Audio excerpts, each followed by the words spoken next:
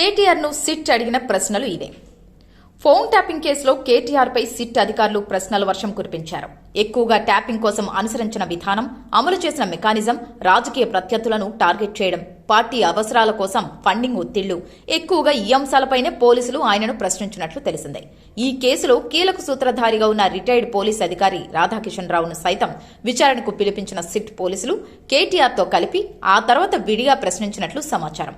సిరిసిల్లలో war room ఎందుకు ఏర్పాటైంది? దాని అవసరమేంటి? దాని ద్వారా సాధించిన ఫలితాలేంటి? వార్ రూమ్ కేంద్రంగా ట్యాపింగ్ అయిన ఫోన్లు ఎన్ని? అవి ఎవరివి?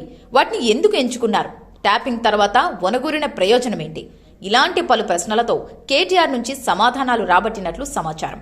ఫోన్ ట్యాపింగ్ కేసులో ఇంతకాలం అధికారులను విచారించిన సిట్ పోలీసులు ఇటీవల రాజకీయ నాయకులను సైతం పిలిచి ప్రశ్నిస్తున్నారు.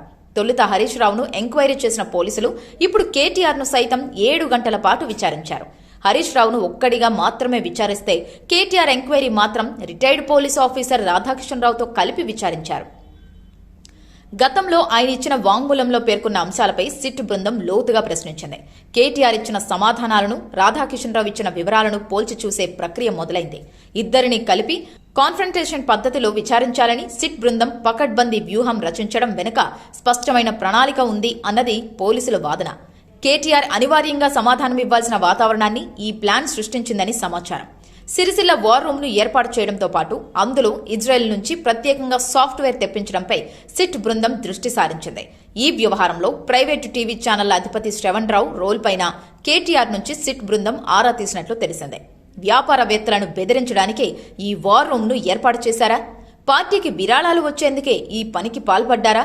ఈ ఆపరేషన్లో గతంలో పాల్గొన్న రాధాకిషన్ రావు ఇచ్చిన వివరాలను కేటీఆర్ ముందు ఉంచి సిట్ బృందం సమాధానాలను రాబట్టినట్లు తెలిసిందే. కేటీఆర్ ను ఒంటరిగా విచారించినప్పుడు సంధించిన ప్రశ్నలు, వచ్చిన సమాధానాలు, రాధాకిషన్ రావు సమక్షంలో జరిగిన ఎంక్వైరీ ఇదంతా పోలీసులకు కీలకమైన వివరాలు రాబట్టడానికి దారితీసినట్లు సమాచారం. కేటీఆర్ ను సిట్ బృందం ప్రశ్నించిన తీరు బీఆర్ఎస్ వర్గాల్లోనే చర్చకు దారితీసింది. రాధాకిషన్ రావుతో కలిపి విచారించడం వెనుక ఉన్న ఉద్దేశంపై రకరకాల ఊహాగానాలు వినిపిస్తున్నాయి. సిట్ బృందం కేటీఆర్ ను అడిగిన ప్రశ్నల్లో కొన్ని ఇలాంటివేనని పోలీస్ వర్గాల ద్వారా తెలిసింది. ఆ ప్రశ్నల్లో కొన్ని ఇవే. బీఆర్ఎస్ పార్టీకి వచ్చిన విరాళాలు ఎన్ని? 2023 ఎన్నికల సమయంలో వచ్చిన విరాళాల వివరాలు చెప్పండి.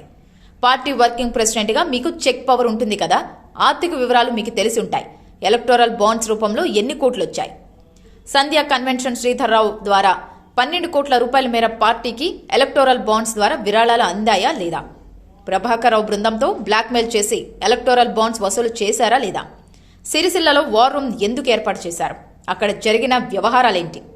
సిరిసిల్ల వార్ రూమ్ కేంద్రంగానే రియల్ ఎస్టేట్ వ్యాపారులు, ఫార్మా వ్యాపారుల ఫోన్లు ట్యాపింగ్ అయింది నిజం కాదా? ఎందుకు చేశారు? ఫోన్ ట్యాపింగ్ కోసం ఇజ్రాయెల్ నుంచి తెప్పించిన సాఫ్ట్వేర్ కోసం బీఆర్ఎస్ పార్టీ అకౌంట్ నుంచి డబ్బులు వెళ్లాయి కదా, ఎంత మొత్తంలో పేమెంట్ జరిగింది? మొత్తం ఈ వ్యవస్థకు పార్టీ ఖర్చు చేసింది ఎంత? మీకు private TV channel MD Shravan రావుకు ఉన్న పరిచయం ఏంటి? ఛానల్ వార్ రూమ్ లో ఏం జరిగింది? 2023 ఎన్నికల సమయంలో అప్పటి పీసీసీ అధ్యక్షుడు, ప్రస్తుత సీఎం రేవంత్ రెడ్డి, ఆయన కుటుంబ సభ్యుల ఫోన్ ట్యాపింగ్ పై మీ సమాధానమేంటి? ప్రణీత్ రావు, ప్రభాకర్ రావు, రాధాకిషన్ రావుతో మీరు ఎన్నికల సమయంలో వాట్సాప్, సిగ్నల్ యాప్స్ ద్వారా అన్నిసార్లు ఎందుకు మాట్లాడారు? సినీ ప్రముఖులు, హీరోయిన్స్ ఫోన్ ట్యాపింగ్ ఎవరు చేయించారు అనుకుంటున్నారు? దానిపై ఏం చేస్తారు? ఇలాంటి ప్రశ్నలు అడిగినట్లు తెలిసిందే.